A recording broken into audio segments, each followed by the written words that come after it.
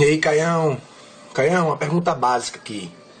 Se sim, até que ponto a genética pode influenciar na personalidade? Um abraço a todos. Peace. Olha só. Você parece com quem, brother? Hã? Parece com quem? Esse menino? Não, você. Eu? Cara, eu pareço muito com a família do meu pai. É, agora que eu tô já com 40, né? Isso, fisicamente. Fisicamente. E agora, do ponto de vista da personalidade. Da personalidade? Também. Também, né? Também, mas misturou muito. É. Misturou muito, mas assim, eu tenho matado muito a família do meu pai em mim, o meu pai em mim. É. Porque não é bom, não. Era uma influência que não te construía bem. Não era legal, não. Mas eu vejo muita coisa ainda cutucando. Agora, enfim, você conviveu muito com a família do seu pai? Não, eu convivi mais com a família da minha mãe. Por isso é que a pergunta dele ganha essa pertinência, na perspectiva do que a genética contribuiu para a personalidade. Aí, nesse caso, especialmente tem que ser com aqueles com os quais você não conviveu. Porque se você conviveu, o convívio é poderosamente determinante em relação à personalidade. Claro que existem características que habitam a constituição físico-psíquica de qualquer indivíduo. A prova disso são gêmeos idênticos, absolutamente idênticos, criados em continentes diferentes. E que nunca se conheceram e foram criados por famílias e culturas e perspectivas étnicas diferentes.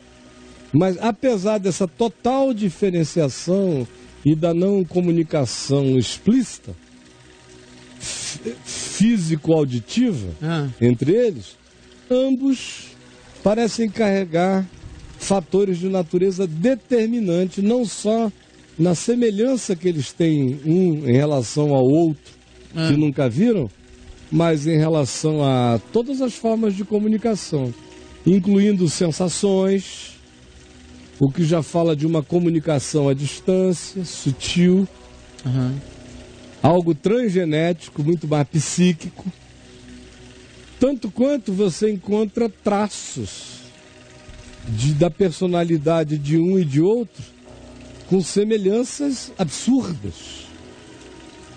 O que esses traços parecem evidenciar algo que existia latentemente neles e que se desenvolveu à revelia de qualquer que fosse a proximidade, um ambiente cultural que carregasse qualquer forma de influência a determinar a constituição da personalidade. Mensurar o quanto, a meu ver, é tolice essa quantificação. Tola. Existem influências, mas essas influências não são determinantes. Elas chegam a carregar determinação na área físico-genética. Você pode odiar seu pai e ser fisicamente a cara dele. Detestar quem a sua mãe é e todo mundo olhar e dizer, meu Deus, você é a cara da sua mãe. São aqueles filhos que têm muita tristeza em relação a pai e mãe, mas que são a cara de um ou de outro. Embora tenham se diferenciado na personalidade, no caráter, na atitude, completamente dos seus progenitores. Aí eles ficam envergonhados, porque quem pode proibir a genética de projetar a semelhança do gerador no gerado? Do progenitor na sua gênesis, naqueles que são os frutos que nele se originam. Ninguém pode impedir isso. Adão podia ser um cara muito legal, e Caim podia ser a cara dele. Mas Caim não tinha nada a ver com ele. Abel podia ser um cara de um caráter extraordinário e parecer com um misto que não lembrava, eventualmente não lembrasse nem Adão e nem Eva, um no meio, um sanduíche de ambos.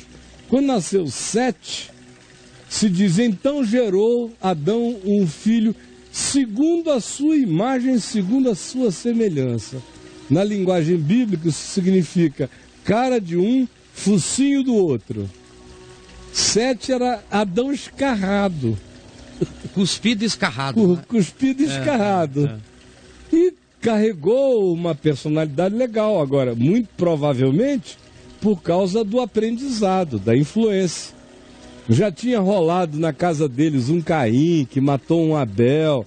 Já Adão e Eva eram um casal enlutado, amadurecido, profundamente já desembabacado do Éden. Sim. Das serpentes, das ofertas. Já tinham levado um cacete sem retorno, caído na real das reais. Então pode ser que Sete já fosse, e com certeza já era, o herdeiro desse experimento não surtado agora, assim, dessa experiência real de pai e mãe, a cara do pai, e quem sabe com um caráter mais bem formado. Então, meu querido, tentando ser o mais simples possível, não dá para fazer quantificações. Eu já li muitas tentativas de quantificação, mas são tolas. Porque o aspecto relacionado ao ambiente, à cultura, à relacionalidade, às influências, aos protagonistas, sejam eles os que fazem parte da genética da nossa circunferência relacional, ou sejam aqueles que chegam simplesmente de fora sem nenhum vínculo genético, mas com um poder carismático ou de caráter, ou de não caráter, ou de mau caratismo, seja do que for, um poder extraordinário para nos influenciar para o bem ou para o mal. Geralmente, meu querido, mais do que tudo, são os convívios que estabelecem cada vez mais o desenvolvimento do nosso caráter e da nossa personalidade, mais do que qualquer outra coisa. Porque se a genética determinasse e fosse determinante para designar a personalidade de alguém, imagine só, os filhos dos grandes caras que a gente conhece teriam sido pessoas de personalidade extraordinária. Raramente o são. Raramente. Você já notou isso? Os filhos dos grandes homens quase nunca carregam a semelhança do caráter daquele que os produziu. Aquele que os gerou é um ente tão grande que a maioria fragiliza-se na sombra daquele ser. Ao invés de se fortalecerem, enfraquecem-se, descansam e se tornam absolutamente desfigurados. Sim. É o que a história nos narra. Quando surgem essas pessoas grandiosas, em geral os que deles procedem têm personalidades bem mais frágeis, porque descansaram no guarda-chuva daquela proteção tão grandiosa. É uma espécie de síndrome de Kumaru, que era o que eu dizia que meu pai sofria. A minha irmã mais nova se sentia um pouco oprimida pelo meu pai, não que ele a oprimisse, a presença dele era tão extraordinária que ela se sentia oprimida. Ele não oprimia ninguém, estava ajudando. Mas ela se sentia, aí ela queria sempre ficar longe. Depois de uma certa idade, ela queria ficar longe dele e da minha mãe. Mamãe dava umas futricadinhas, mas papai não. Papai é um cara super na dele, sempre foi. Se fosse absurdo, ele te chamava e te falava com todo o amor e com toda a seriedade. Mas se não fosse, ele esperava a ocasião para dar aquele toquinho mais preciso. Ele tinha toda a paciência da terra e toda a sabedoria para falar. Pois bem, mas a minha mãe era mais apressada. E aí ela, por questões naturais da juventude, disse: não, eu vou ficar longe. E a minha mãe não entendia. Por que ela não fica perto? Por que ela não fica perto? Aqui a gente pode ajudá-la muito mais a atravessar a circunstância que ela está atravessando, divórcio, filhos pequenos, sozinha em outro estado. Ela devia voltar, fale com ela, Caio Fábio. Eu falei 1 trilhão de vezes, mas eu sabia que a questão era outra. Até que um dia, papai e mamãe conversaram comigo, eu estava lá em Manaus, e eles me disseram, por que você acha que, com todas as vantagens que ela teria, e confortos para viver mais perto da gente, vivendo mais perto da gente, ela prefere esse sufoco todo? Eu falei, é por causa da síndrome do Cumaru. Aí o papai disse, o que você está querendo dizer? Eu falei, quando eu era criança, eu viajava com o senhor aqui pelo interior do Amazonas. De vez em quando, a gente ia passando pelo Rio Solimões, o Rio Amazonas, ou o Negro, ou qualquer um outro rio grande do Amazonas. As viagens longas de barco que eu fazia com ele quando eu era criança. E o senhor me mostrava de longe uma castanheira na beira do rio. Parece um Sears Tower no rio, aquela coisa enorme de 60 metros, Nossa. 70, imensa. Na barranca do rio, você vê aquilo longe. O prático do barco, você pergunta, ele diz, não, depois que a gente chegar naquela castanheira, nós ainda vamos viajar mais 6 horas para o lugar que a gente está indo. E olha, a castanheira você já via daqui, mas ia chegar nela horas depois. Longe. Pois bem, ou então eu disse a ele, às vezes a gente ia passando, você me mostrava uma outra árvore imensa, você disse, é um cumaru. Cumaru enorme, gigantesco, aquela copa extrema, imensa, densa. E ele dizia, o cumaru é uma árvore poderosa, meu filho, ele é tão forte, a copa dela é tão densa, que os filhos, os filhotes, as sementes, a castanha do cumaru, o cumaruzinho, só vinga quando uma tempestade o expulsa para longe do pai. A tempestade sopra a semente dele para longe da copa, porque a copa é tão densa e tão ampla que o sol não a atravessa. E o cumaru que fica sob a sombra do cumaru pai não vinga. Porque não incide a luz. Não tem luz para ele. Ele não vinga. Sim. Então uma tempestade tem que chegar para cuspi-lo longe daquela sombra para ele poder crescer. E eu peguei e falei ao meu pai, é a síndrome do cumaru. Ele falou, como, meu filho? Falei, pai, você é a sombra mais maravilhosa que eu já conheci. Mas é uma sombra que ou o cumaru que nasce debaixo da sua sombra tem que ser um cara tipo eu, que anda com as próprias pernas para fora da tua sombra. Sim, Caio. Para poder... Eu já nasci andando com as minhas pernas. Mas quem não nasceu como eu, precisa ter a graça de sofrer uma tempestade para sobreviver à sombra do teu amor, do teu cuidado, Legal, da tua sabedoria. Então não se preocupe. Essa tempestade, o divórcio, a tristeza, o luto, o choro, a decepção dela, é o vento, é a tempestade tirando aquele cumaruzinho que ia ficar atrofiado debaixo do teu cuidado e jogando-o para longe, para ela ter a vida dela, para ela encontrar a luz dela, papai. Você veja o poder de uma influência, de uma boa influência. É. As boas influências podem fazer mal dependendo de quem recebe. Se for uma personalidade frágil, atrofia. Se for uma personalidade forte como a minha, que o Senhor me deu, fortalece. Mas do contrário, atrofia. A Escritura diz, o Salmo 1, bem-aventurado é o homem que não anda no conselho dos ímpios, não se detém no caminho de pecadores, não se assenta na roda dos escarnecedores. Por quê? Porque esse processo influencia dramaticamente o caráter, a atitude e altera. A dinâmica da vida vai também alterando a personalidade de cada um.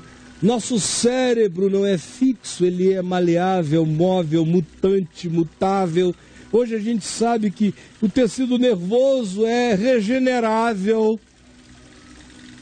No passado era o mito, não regeneraria, não criaria mais nada idêntico, não faria pontes. Hoje, a neurologia está assombrada com a plasticidade dinâmica do cérebro. É assim com o cérebro, imagina com a personalidade, que está aberta a influências de todas as naturezas e tipo para o bem e para o mal.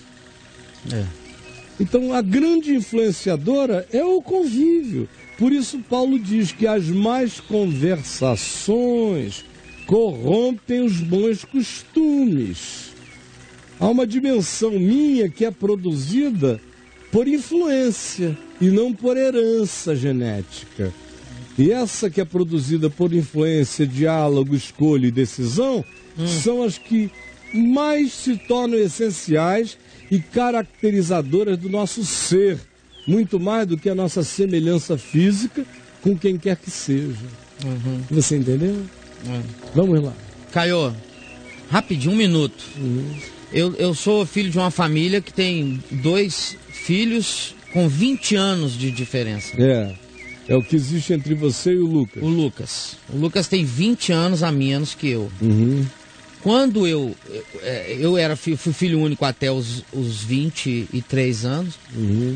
E quando eu fiz 23 anos, o Lucas nasceu. Certo? E os meus pais se separaram quando o Lucas tinha 6 meses de nascido. Portanto, o Lucas não foi criado com meu pai. Criado com você? Criado comigo, não, porque quando o Lucas tinha 4 anos eu vim para Brasília. Ah, tá. Você veio aqui, a dona Dayana disse que você não tinha futuro. Foi quando a dona Dayana falou. E você acabou no papo de graça. E eu continuei aqui, graças a Deus. E o Lucas foi e ficou criado pela mamãe. Sim. Tá? Só que papai voltou agora, depois de 20 anos eles voltam, o casamento, mas isso não importa. Sim. O Lucas não tem nada do meu pai. Nada, né? Nada. Eu fui criado com meu pai.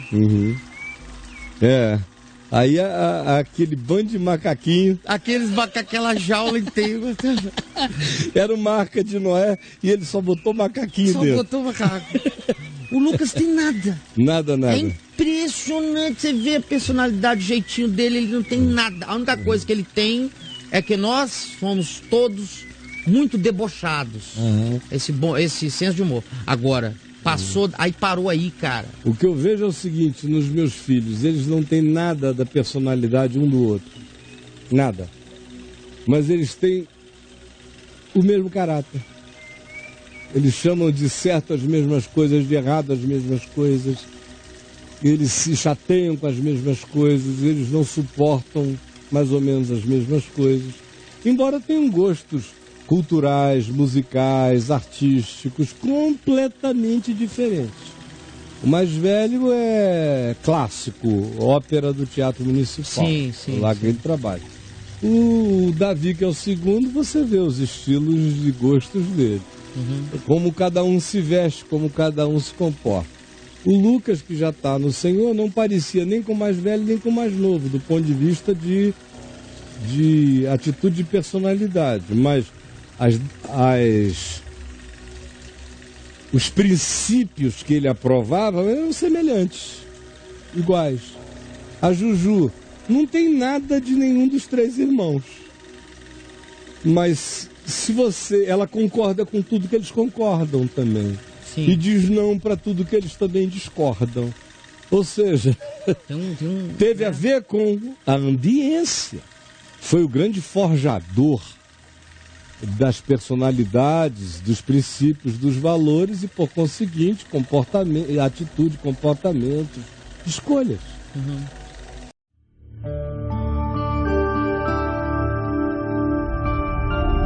Vem IVTV, o canal é você.